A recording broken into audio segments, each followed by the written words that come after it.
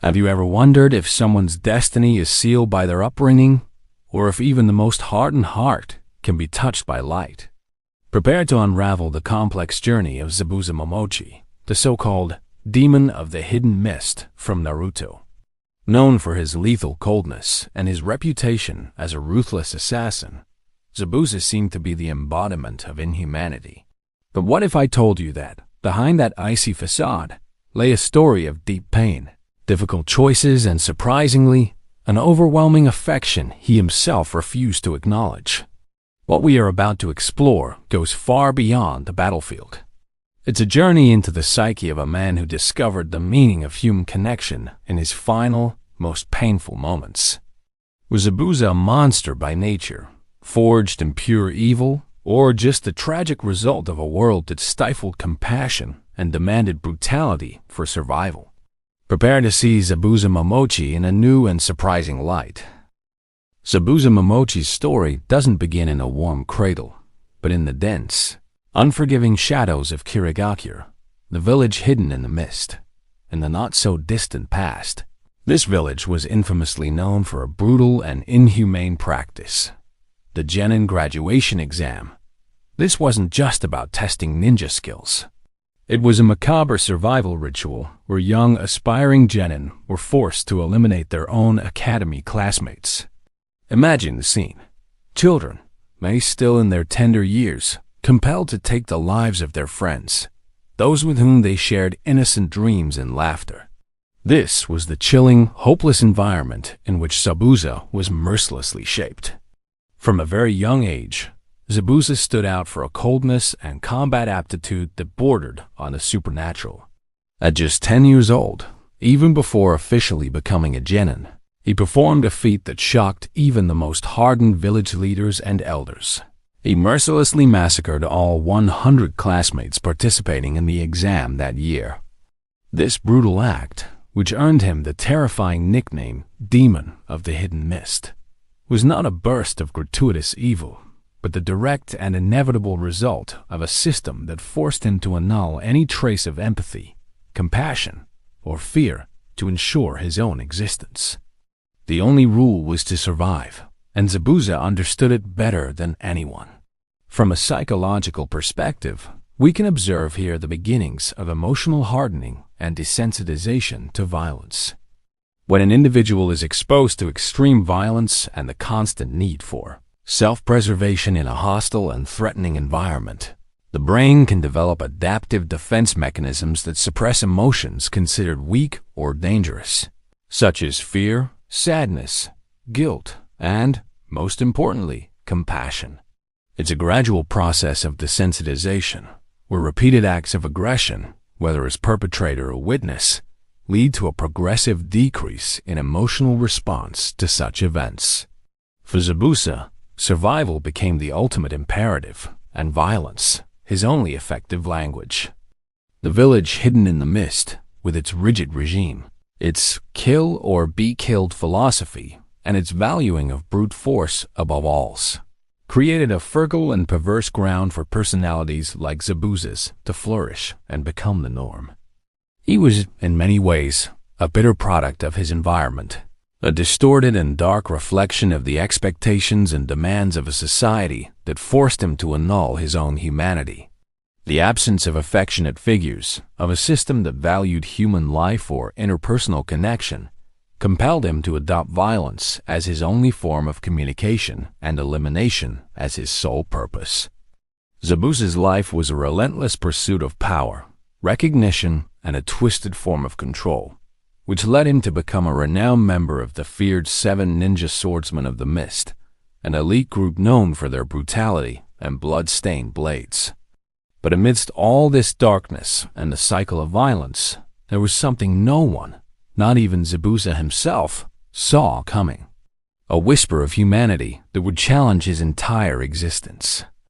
Zabuza's life was an uninterrupted succession of relentless missions, cold-blooded assassinations, and an incessant pursuit of more power and influence, culminating in his audacious, yet failed, coup attempt against the Mizukage, the supreme leader of Kirigakure. Failing in his ambitious goal, He was forced to become a rogue ninja, an exile who wandered the treacherous world of shadows, offering his lethal services to the highest bidder. It is at this crucial point in his journey, at the height of his isolation and disillusionment, that fate, in a peculiar and unexpected way, places a young prodigy with a gentle heart in his path. Haku. The encounter with Haku was not a dramatic, romantic, or planned event. It was, in its essence, a pragmatic transaction, a union of convenience dictated by mutual need.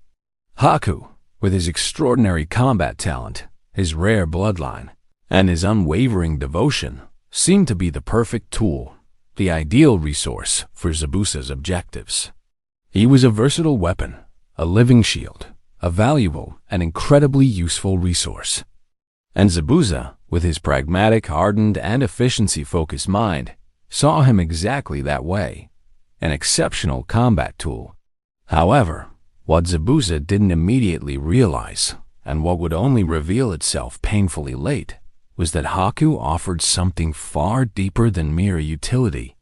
He offered genuine loyalty, unconditional devotion, and a form of connection that Zabuza had never experienced in his isolated and brutal life. This symbiotic relationship, where Haku essentially existed to serve and protect Zabuza, and Zabuza, in a way, allowed Haku to exist and have a purpose by his side, began to plant the seeds of a subtle, almost imperceptible transformation. For Zabuza, Haku was his personal shield, someone who would protect his interests and his life above all else. However, Haku saw Zabuza in a completely different light. He found in Zabuza a purpose, a reason to use his unique powers, and perhaps what he most longed for in his own life as an orphan and outcast, a sense of belonging and worth, even if under the tutelage of a demon whom society had repudiated. From a psychological perspective, this dynamic, though initially transactional, reflects attachment theory, even if in a distorted way. Although the relationship didn't involve explicit affection or demonstrations of care at first, Haku's constant presence, his unwavering dedication, and his silent loyalty provided Zabuza with a rudimentary, yet vital, form of a secure base. For Haku, Zabuza was the attachment figure, however imperfect and distant, who gave him direction, a sense of utility, and a place in the world. Zabuza, in turn, began to experience, perhaps unconsciously and reluctantly, a form of human connection that he had denied and rejected his entire life. This mutual interaction, though initially based on utility and survival, began to erode the impenetrable emotional walls Zabuza had meticulously built throughout his existence. Haku's constant presence, his unwavering loyalty, and the fact that Haku was willing to sacrifice himself for him were small but significant tremors in Zabuza's emotional fortress. It was the beginning of a crack in the demon's mask. And it was there, in this improbable encounter and this peculiar dynamic, that everything began to crumble for the Zabuza the world knew. Zabuza's mind, forged in an environment of pure aggression, manipulation, and ruthless survival, was an impenetrable fortress of cynicism, pragmatism, and self-preservation. He saw himself not as a human being with complex emotions, but as a mere instrument of combat, a tool of war, and he expected everyone around him to follow the same cold logic. For him, emotions were dangerous weaknesses, bonds were shackles that could lead to ruin, and the only undeniable truth was brute power. This mindset, which led him to see Haku not as an individual, but as a valuable yet disposable tool for tactical purposes, was the foundation of his structured darkness and his identity as the demon of the hidden mist. Zabuza expressed this worldview through sharp and disdainful phrases, such as "tools have no feelings" or "a tool never questions its master." He used these words not only to keep Haku in a subordinate role that he believed was essential for his own survival and success, but also to justify his own cruelty and maintain the necessary emotional distance. For Zabuza, allowing any type of attachment or vulnerability would be a fatal threat, something that could lead him to ruin in such a ruthless and treacherous world. He saw utility as the only form of value in existence, and Haku's life was valuable only as long as it served his purposes, even if that sounded brutal. This way of thinking, though inhumane, was internally consistent and logical for Zabuza, built and reinforced by his past experiences of betrayal, isolation, and the constant need for self-preservation.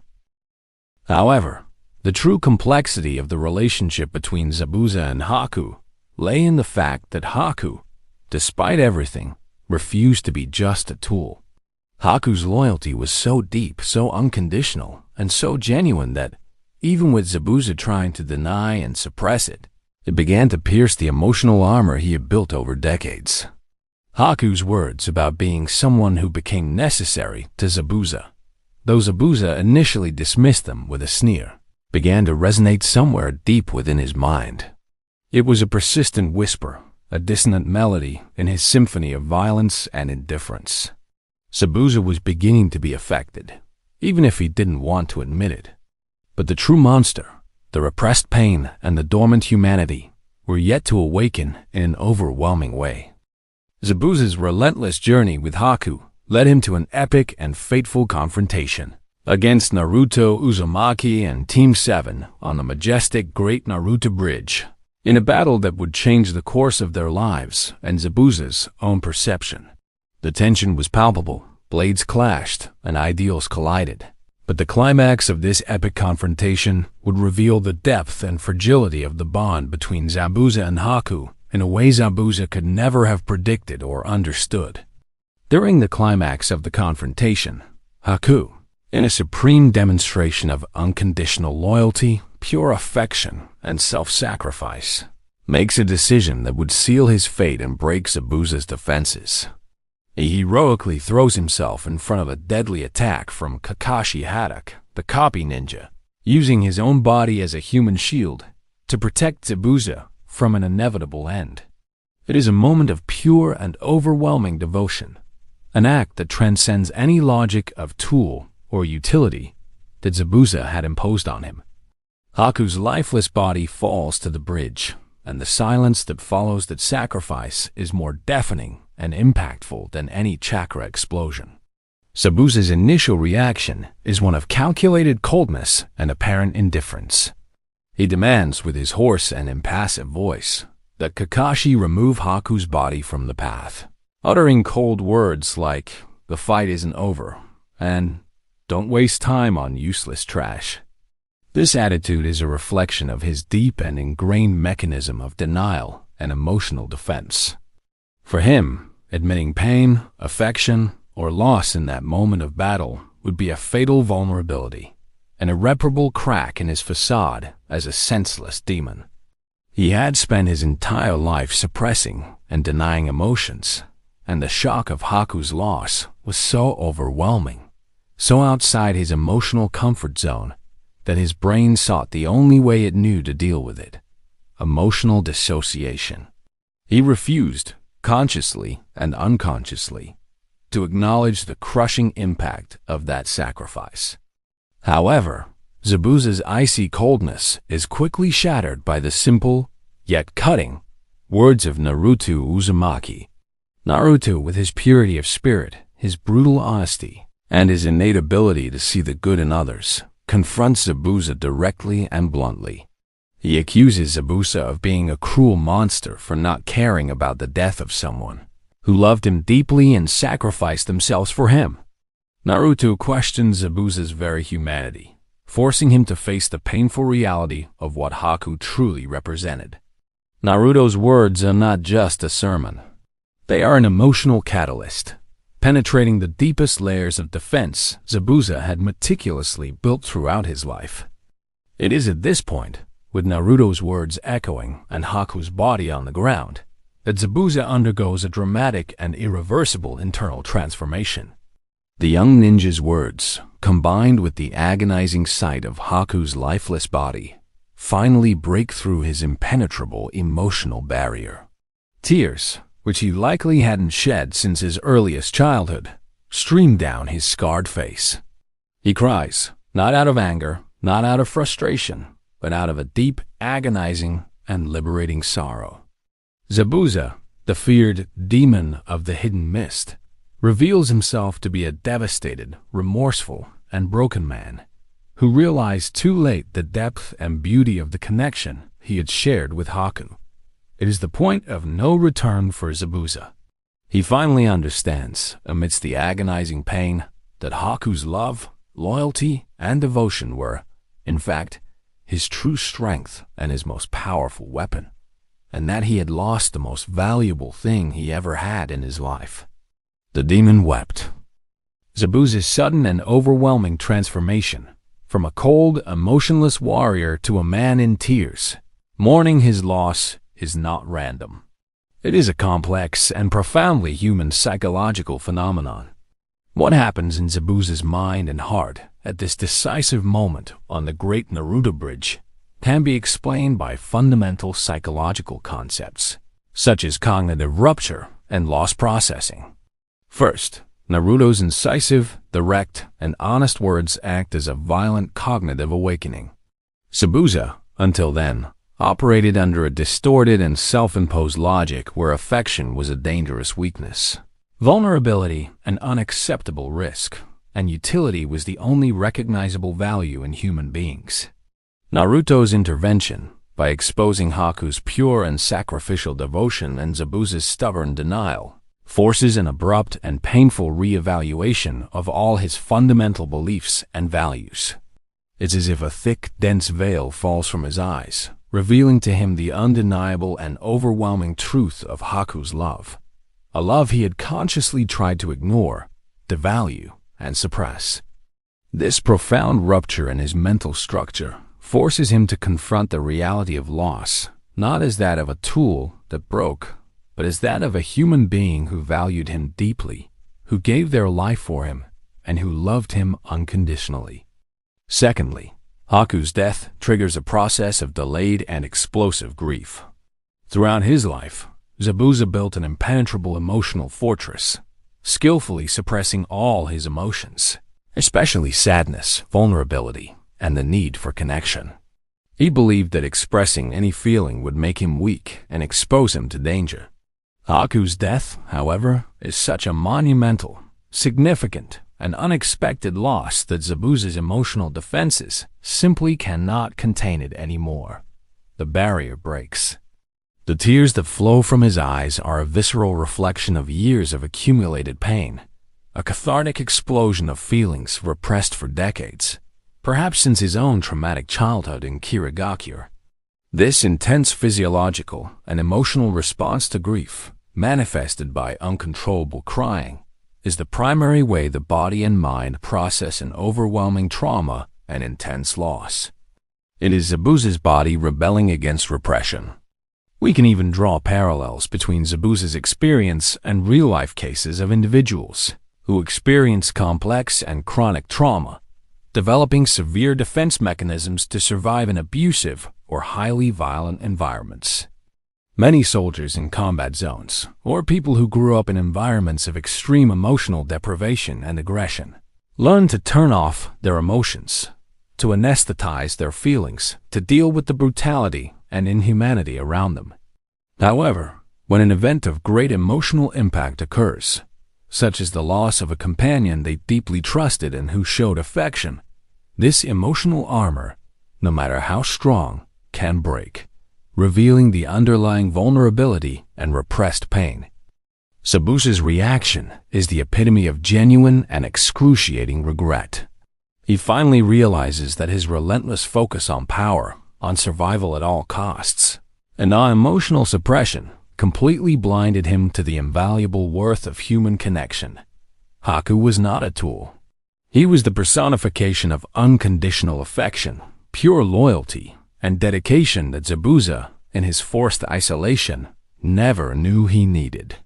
His pain is not just for Haku's physical death, but for the bitter and belated realization that he had miserably failed to recognize, value, and reciprocate the deep love Haku had for him while he was alive. It is the tragedy of a demon who only saw the light when it extinguished forever. it wasn't madness.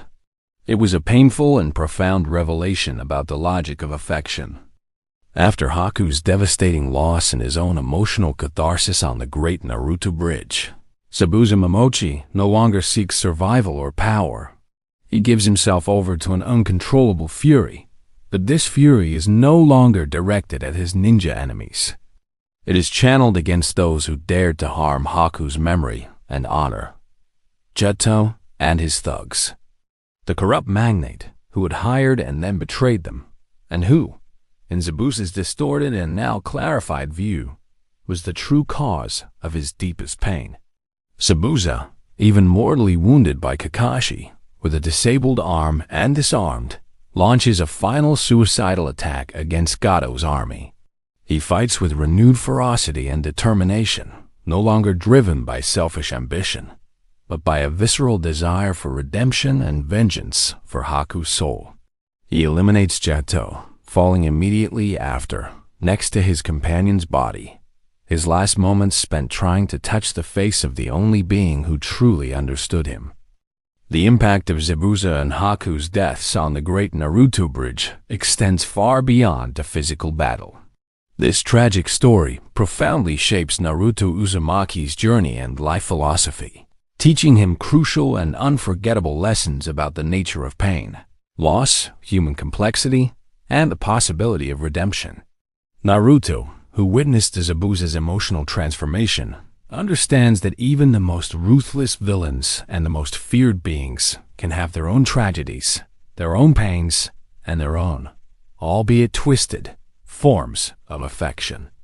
Zabuza's story becomes a fundamental pillar in the development of Naruto's philosophy about the importance of achieving understanding and empathy, of seeking the truth behind the monster's mask, even with those who seem lost forever.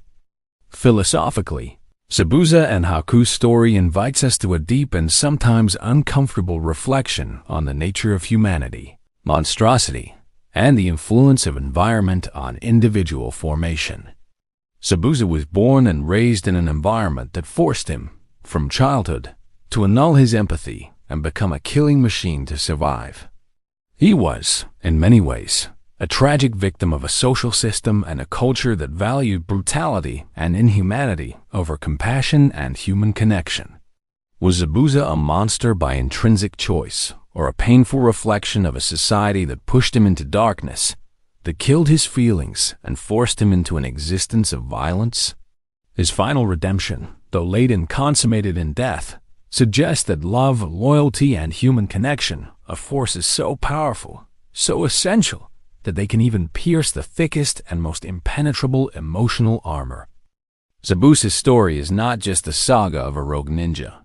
It is a poignant reminder that the true demon is not always the one who kills, but rather the inhumane circumstances that turn human beings into mere tools, into beings without empathy. Zabuza's overwhelming pain and excruciating regret in his last moments show us that, deep down, he was a broken man, a human being who desperately longed for something he never had in life: true affection, recognition, and a place in someone's heart. And he only recognized it, ironically and tragically, when he lost it forever.